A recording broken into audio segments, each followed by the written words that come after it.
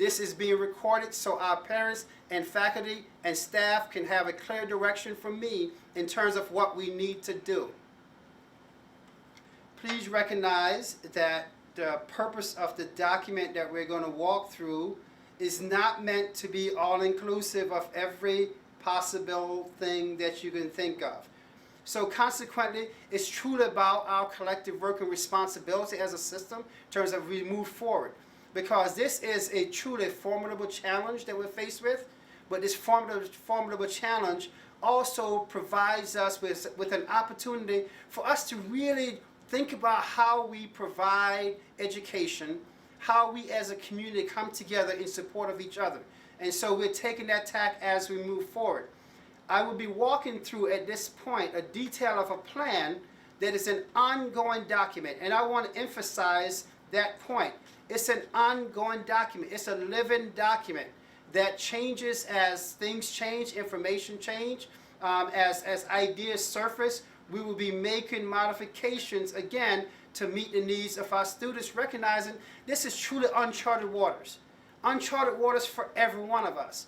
And certainly as superintendent, my role is to not only try to provide technical support, but also to ensure that we serve as a common influence for people who need to know that those who are charged to lead are leading in a way that's very thoughtful, in a way that's very tactical, in a way that's very strategic. And so we're trying to do those things as we move forward. A few points, again, I want to re-emphasize. Our buildings are not contaminated. We have heard those things over and over. Our buildings are being constantly disinfected and cleaned, and I will talk about that more later. The suspension of on-site classes for students is to avoid large gatherings and minimize personal contact. And certainly we know that the closures are the way that we try to enforce social distancing, try to engage in the best practices of people being 6 foot distance between individuals. That's why we are closed, so we try to minimize those points of contact. A few things I want to emphasize to the group. Certainly some of you were engaged in the conversation this past Sunday, and for our public who's viewing this for the first time, who may not have seen and viewed the video from the past, this has been an ongoing development for us as a system, where we've had a dedicated group of individuals coming in to make sure that we're planning and thinking as widely and as deeply as we possibly can. The cleaning on the closure of suspension of our schools right now shall go into effect and continue in effect, actually, since we're closed this week, until ending Wednesday, April 1st. That may very well change. That came from the governor's declaration that all schools across New York State must close from March 18th for 2 weeks ending April 1st. That will be reassessed by the state, and once that reassessment occurs, we will be acting accordingly as we move forward. As that occurs, we have a responsibility as an educational institution to ensure that we provide instructional options to our students. The governor is also asking educational institutions to look at daycare, particularly for first responders and healthcare. We're waiting for details on that. Once those details come about, we'll be planning accordingly. We're focused on nutrition, providing meals. We have a plan for that. In fact, it has already started. Yesterday, food service started distributing meals to students. So we have a plan for that. Saratoga County yesterday declared a state of emergency. That state of emergency emphasizes the importance of everyone seeing the significance of this crisis and everyone acting responsible to ensure that we are not contributing to the spread of the virus. A critical thing that we need to keep in mind is communications. There's a lot of information circulating on social media.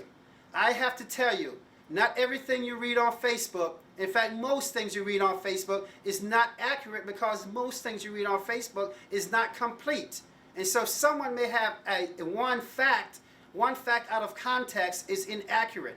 So as a school system, we, through my office and the public information officer, when things are relevant to the overall capacity of our system, we will be sharing that information out accordingly. Communications become important. And so it's important then all our administrators recognizing that they have a role to communicate with parents, they have a role to communicate with students, they have a role to communicate with faculty and staff. Consequently, faculty and staff have that same obligation to communicate with students and families. It's everyone's responsibility. Anything that's system-oriented needs to be communicated through my office and will be communicated through my office. Cleaning and disinfecting of buildings and buses. We have been engaged in that for quite some time. Our buildings are being cleaned and disinfected as we speak. This past weekend, all buses were disinfected completely and thoroughly. We will continue to do that as we move forward. And it's not because we think buildings and buses are contaminated. It's because, quite frankly, we want to ensure that we engage in the best practices as we move forward. Some things that have changed since this past week. And I want to clarify again in terms of which staff need to report. Right now, all our administrators, our 12-month employees, are to report to work. Transportation, food services, grounds, facilities, IMS, all those departments are providing specific instruction to their employees in terms of who needs to be work and where. We have had nurses coming in to facilitate the distribution of medications back to students and families. A key point is instructional staff are not required to report to work. And I will emphasize that point again in a second. We recognize that whenever certain staff members that are required to report to work right now can do their jobs remotely, we're asking those respective supervisors to develop plans. Remote work is I'm planning forward, and subsequently we are having a plan to deal with the possibility of how we do the work and ensuring that we have coverage, even if it's on a rotating basis as we move forward. For those 10-month employees, recognizing that not everyone is listed above, human resources will be providing additional information. However, I must emphasize the expectation is that all 10-month employees should be on call and available at any time. For Superintendent's Conference Day, they're scheduled for Friday. The plans have changed. We will not ask teachers, instructional staff to report on Friday. We will be asking everyone to remotely access each other, asking building principals, academic administrators to facilitate plans to start to communicate with the respective teachers in the respective departments so we can start planning forward. There is a clear expectation, and one that I've seen over and over again here at Shenandoah in my past 15 years, that people are professionals. That professionals will rise to the top and do what they need to do to support our children. Recognizing that parents send their children to us with blind faith that we're going to do what's in their best interest. And when they're at home, we're going to try to support them as much as we possibly and feasible can. So our entire plan hinges upon the professionalism of those who signed their name to the line to say, I want to be a leader for learning for our school district. And again, with respect to building principals and academic administrators, we'll be establishing remote meetings to ensure that we're constantly and consistently communicating with each other as we move forward. I must emphasize that all employees must regularly review their emails, not only emails from colleagues and supervisors, but also emails from parents. People will have questions. It's part of our responsibility to be responsive. If you ask a question that you don't have the answer to, relay that question to someone else so we can be responsive. We cannot have people lingering, wondering what's going to happen next. It's part of our responsibility to provide that direction. Can instructional staff come into the building and do work? The answer is yes, buildings will be open. However, we want to minimize as much as possible people being in buildings for a couple reasons. One, to minimize, I'm recognizing that we're trying to foster social distancing. And two, we want to ensure that our custodian and cleaning staff, the work that they have done, quite frankly, the people simply go back and mess up what they just finished. because we want to ensure that our buildings are as clean and as disinfected as possible. Question comes out in terms of aides and monitors who work so closely with many of our teachers. If they want to try to continue to work with teachers to develop lessons, yes, we encourage people to collaborate, but we also encourage you to collaborate remotely as much as possible if that's feasible as we move forward. In terms of administrators having meetings, we're encouraging administrators to communicate with department, with teachers, with grade levels, and establish schedules for people to have meetings remotely. We have the technology, we have the capacity, we simply now need to engage and do those things moving forward. So what are the expectations for our instructional employees during the suspension of on-site classes for students? You can think of this in two very distinct parts. The first part is in terms of how do we plan for virtual educational opportunities and how do we plan for online continuity of education. I will walk through each one of those with enough details to facilitate an understanding at this point.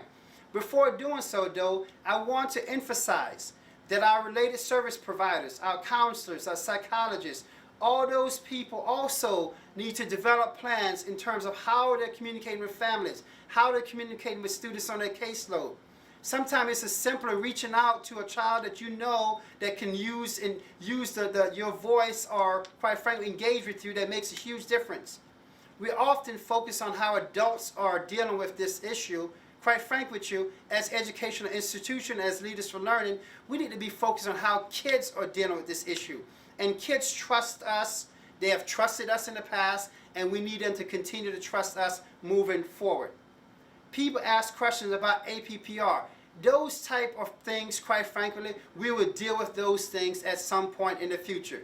The guidance is there from State Education Department for people to read. Right now, our focus is how do we ensure that we're providing some quality experiences for students while they're at home. So what's the difference between the two things? A virtual educational opportunity versus online continuity of learning. Virtual educational opportunity largely focus on our elementary grade students, grades K through 5, where basically we'll be asking students to access information that we post. Teachers do this all the time through a wide variety of ways to provide resources, to provide activities to engage students. Again, I won't necessarily speak through all the bullets here because all these things represent the activities that should be short and academically engaging. We have to also recognize that, guess what? Students have varying learning styles. They're in various different circumstances at home, and we have to be cognizant of that. We absolutely have to be cognizant of those situations. Kids are not in your classroom, they're at home. And none of us can fully understand and appreciate their situations at home, and so therefore we need to be cognizant of that when we're providing virtual educational opportunities for our students. When we think about online continuity of instruction, that applies largely to our secondary students and courses for grades 6 through 12.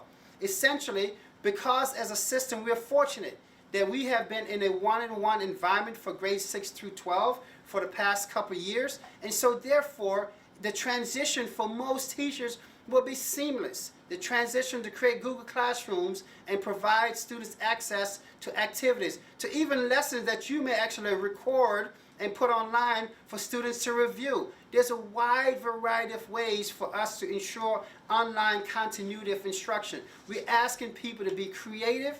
We're asking people to be thoughtful. Again, we're not asking the people to overwhelm kids with a bunch of assignments at the same time. That's not the intent, and I want to emphasize that. It's about a quality learning experience and not overwhelming kids with a whole bunch of stuff at the same time. So with that being in mind, we have some guidelines for continuity of learning, and more information will be coming from building principals, will be coming from academic administrators. Dr. Wood, our deputy superintendent, will be facilitating a lot of the work to have information available for teachers, a site online, so we can have a central point where people can access information and use information. For people, best practices, we ask them to share with colleagues, share with us, so we can, quite frank with you, have those best practices in one place for people to access. This is something, again, our collective work and responsibility as leaders for learning become absolutely important. The State Education Department has issued very specific guidelines. Some of those links are embedded in a document. We will be sending those links out again so everyone has access to the same information as we move forward. Questions related to students' IEPs. We recognize that's a vitally important piece for us to provide and address the educational needs of all students. As much as possible for us to do remotely, we will try to provide the educational provisions stipulated in IEPs. We recognize, frankly, that there's certain things that cannot be done or done effectively remotely. And we recognize that consequently compensatory services might be rendered some point in the future. Those are the things that Michelle Mallard, who's our Director of Special Education, and her team, they're working on. They're looking at plans. They're looking at having CSE meetings virtually. The process of providing IEP services of CSEs doesn't stop because we have suspended on-site classes for students. Those things will continue in a virtual format as much as possible. Questions such as, will students be able to earn course credit for the high school level for online learning? The answer is absolutely yes. We cannot allow kids to be disadvantaged because of the unfortunate medical crisis that we're dealing with. We will focus and try to find opportunities for kids to demonstrate their mastery or understanding of subject matter in the same way they have done before. But we have to recognize we're not trying to replicate in classroom with remote access. That's not the intent. We're trying to ensure we're providing quality experiences for kids and assess how well kids master things as much as feasible. The key point on that is as much as feasible and practical, not only for the teacher, but also for our students. We have to be mindful of that. The student's capacity varies from student to student, from household to household. People ask questions such as, what about the time requirements or the lab requirements? The lab requirements are set for Regents exam. The State Education Department has essentially said that they're waiving those things, recognizing the circumstances that we're in. So if or when Regents exams are offered, we want to be in a position that all our students who need to take a Regents exam are prepared instructionally to take the Regents exam, and we're not worried about things such as seat time and lab requirements. Those things are off the table, so therefore teachers can focus on providing quality content to keep the education and learning experience continuous as we go through the suspension of online courses, or should I say on-site courses for students. Will students and teachers continue to prepare for 328 testing? At this point, we will be in a situation of closure during the administration of 328 testing. The State Education Department is in the process of trying to get the necessary waivers from the federal government. 328 testing is a federal mandate, not a state mandate. And kudos to the State Education Department for taking the steps necessary to ensure that that's not a burden that students are faced with in the next coming weeks or months. Again, guidance is on this link for everyone to read and go through. We have to recognize that. Students are asking about AP exams. We have an abundance of students that take AP exams or other college-related courses. As much as possible, we will try to see if we could delay exams, so if or when those things are available, students can take those exams. It's a very fluid situation. We're having conversation with various agencies related to outside examinations that our students will face. Home tutoring. We have students who are at home tutoring. When we start with online continuum of learning, all those students will be accessing the same information. So if a teacher has a student in his or her class that might be out on suspension or home tutoring, that students need to be as a part of your communication, getting the same information, the same access as any other student would, and that become their educational experience. We will not be sending tutors to homes. Most of our facilities that we have used for tutoring are quite frankly closed, and so subsequently remote access, in the same way that all students will get remote access to learning experience, students who are on home tutoring for a wide variety of reasons, be it medical or be it because of code of conduct violations, will be getting home tutoring via the remote access mode. Families, we recognize that family situations are different. Some families have an abundance of access, remote access, be it devices, Wi-Fi, or otherwise. Some families don't. We have to be cognizant of that when we send information out. So consequently, if families are struggling with access, we're asking them to contact their school principal first, and we're trying to figure out how can we support those type things. We try to support the access with Wi-Fi, free Wi-Fi wherever we can. Or in some cases, if we have to let families borrow a device for a period of time, that's something we would look to try to do. But again, the focus is in trying to preserve equity and opportunities and outcomes for students. We have to be very mindful of that as we go through this process.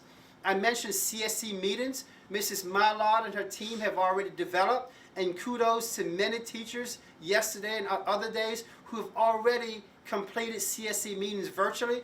We're asking people to be mindful about the needs of our students as professionals. That's our responsibility. We're going to try to provide virtual access for people to engage in CSC meetings to ensure that the program of our students for the coming year is absolutely secure and ready to go. Provision of school lunches. Katie Headwell and her team, they've already started providing lunch and breakfast starting yesterday, and they will continue to do so. Right now we have 3 sites designated, Cheryl's Lodge, our Half Moon Heights, in Half Moon Heights, DNR Village, as well as the North Point Apartments. Let me emphasize again, Cheryl's Lodge, DNR Village, and the North Point Apartments. Those are the 3 sites we have right now. We're looking at other options and opportunities to provide nutritious meals for our students. In addition to that, the backpack support will continue, and we will try to, as much as we can, provide lunch so students are not dealing with food insecurities during this crisis period. Staff absences is something that everyone is considered. We're in a different environment. We will have more people working remotely than people present. In fact, the large majority of our staff are probably working remotely. Consequently, we're in the process right now of trying to develop systems to be accountable in terms of who's doing what, when, and how, because we recognize that every employee is still getting paid, and our objective is to try to make sure people are as productive as possible, adding value to our system as we move forward. We have questions such as, if I'm a staff member and I'm on mandatory quarantine, will I be charged my sick time? The answer is no. You will not be charged sick time if you're under mandatory quarantine. Your sick time will be preserved accordingly. People ask questions in terms of when and what time for those people who are charged with reporting to work shall report to work. The general answer is 8:30 to 3:30, recognizing that different employees have different shifts. We have different shifts of cleaners. We have different shifts of maintenance folks. Those particular groups of employees will be communicated directly by their respective supervisors. The 8:30 to 3:30 is also an indication of when the buildings will be accessible for minimal access by staff in terms of people may want to come in and grab items or getting access to information that they need to do to develop items remotely. So 8:30 to 3:30 will be essentially the building access from here on out. Provision of transportation. At this point, most schools have closed, private and parochial, and so therefore there'll be minimal transportation runs. However, we're asking all transportation personnel, in the same we're asking all 10-month personnel to be on call. This is not time for people to make vacation plans. Everyone is getting paid. So subsequently, everyone needs to be on call in case we need all hands on deck for whatever reason, or if we need people to support various initiatives. It's important to emphasize that point. This is a different day, a different age, a different approach, and we need people to be on call and available if we need them. Again, as things evolve, we will continue to communicate with respective employees. The Office of Human Resources will be providing regular communications to folks in terms of what they're needed, how they're compensated, things of that nature. So at this point, for people concerned about, am I getting paid if I'm an hourly person? At this point, the answer is yes. At this point, also, everyone needs to be on call and available to work within their capacity, within their respective roles, if and when they're needed. Accessibility to building, again, we recognize that students have items and lockers that they may need to get to. We're encouraging parents, in fact, we're asking parents, don't simply show up to a building. Contact the building, make the arrangement to pick up your item, and it should be a quick in and out. To get your item and leave. And so we certainly want to do that. For teachers and staff who may want to come into a building, we're saying, yes, the building's open. However, we want you as little as possible, come into the building, get what you need, and also leave, recognizing one of two things. One, we're focused on cleaning and disinfecting the building. And two, quite frankly, we have people still working in the building, and so we're trying to enforce as much as we can social distancing with all employees as well. So just be mindful of those facts in terms of if you need to come to a building, make sure it's something that you absolutely critically need to get from that building. That applies to all employees as well as our parents and students. So with that being said, at this point, as a district, we are working on this 24/7. And this is something that we realize that as a system, there are many unknowns. There are many things that will be dictated to us, be it from the state level, be it from the Department of Health, be it from the Department of Education. And we have to be as fluid as we can as we move forward. We ask everyone to be patient. We ask everyone to be understanding. We ask everyone to be compassionate. This is a time where we truly have to be a community.